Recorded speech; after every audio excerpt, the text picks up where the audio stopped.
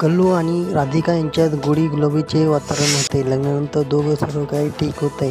पती पत्नी दोघेही आनंदाने एकत्र राहत होते. त्यांच्या लग्नाच्या 8 वर्षात त्यांना 2 मुलेही झाली. मोठा मुलगा 7 वर्षाचा आहे. त्याचं नाव आर्यन आणि एक मुलगी असून तिचं नाव शिवानी आहे.